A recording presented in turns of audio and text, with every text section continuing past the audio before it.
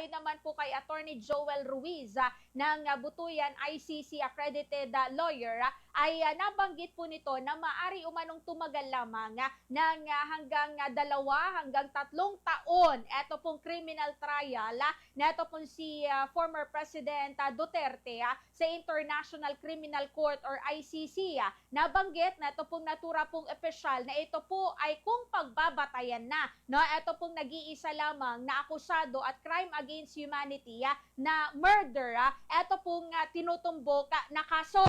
Gayunpaman, nakadepende pa rin po iyan sa documents of charges na tinatawag po natin kung mag-i-expand pa. Ito po mga kasong kakaharapin ni Duterte at sa tingin po ni Butuyan na kung marami po talagang mga ebidensya na nagpapatunay sa iba pang kaso, maaari pa po itong maharap sa iba't iba pang mga kaso or mapapatungan na madaragdagan pa. Subalit, kung titignan lamang din po kasi ito pong edad ng akusado na posibleng hindi na po maabot ito pong prosecution, maaari na rin po na ilimita na lamang ng ICC ito pong demanda upang mapabilis ito pong trial at magkaroon na ng tinatawag po natin ngayon na conviction. Kasi hindi naman na po talaga lingid sa kaalaman ng bawat isa po sa atin. Actually, before pa man po na-aresto, di naman po kaya napasa kamay ng ICC. Ito po si Duterte, andito pa nga lamang po siya sa bansa po natin na lantad na rin po talaga yung kanyang pagkakaroon po ng katandaan na, di ba? Talagang senior na din. Ito po si Duterte. And lalo na po ngayon, di ba? Dahil nga, kumbagay, patong-patong na rin. Ito po stress, o di naman po kaya ang mga problema na kinakaharap, mas sa obserbasyon nga po na ibabahagi po mga kabombo na ito po nga, ilan po natin mga kababayan po dyan, talagang nangayayat na nga daw. Ito po si Duterte. Narito pakinggan at panoorin pa po ninyo. Ito pong dagdag na bahagi naman po ng pahayag ni Attorney Joel Ruiz. Alam mo kung ibabase natin dun sa mga na decision ng kaso, no? May mga tumagal ng mga 7 hanggang 8 taon, no? Pero yung mga yon, medyo mahirap yung mga charges doon dahil marami, hindi lang iisa, no? Dito sa atin, sa ngayon, iisa lang yung akusado. Tapos mukhang crime against humanity of murder, yung tinutumbok na magiging kaso.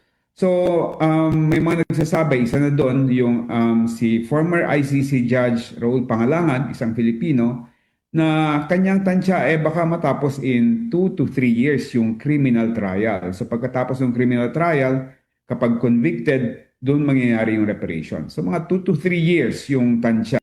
O malalaman natin actually within a few days or a week kasi ilalabas yung tinatawag na documents containing charges. No? Ito yung kumbaga sa atin kung nagkaroon na tayo ng karanasan sa kaso dito sa criminal case, ito yung information, ito yung parang yung kina-charge ng prosecution, no?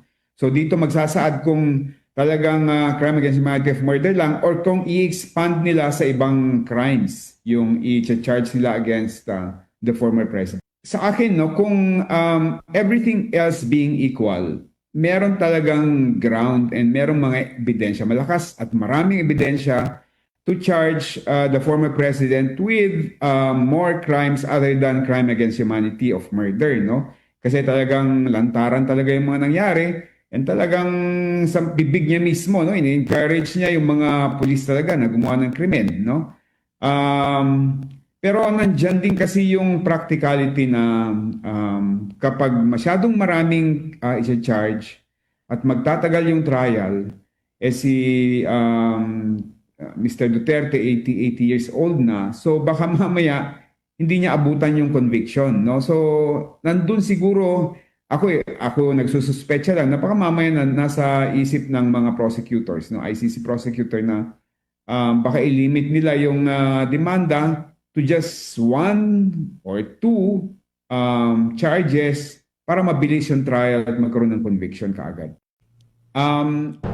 Yan mga kabombo, ito pong naging bahagi po ng pahayag ni Attorney Joel Ruiz Butuyan, ang ICC prosecution lawyer po mga kabombo patungkol sa nabanggit na usapin.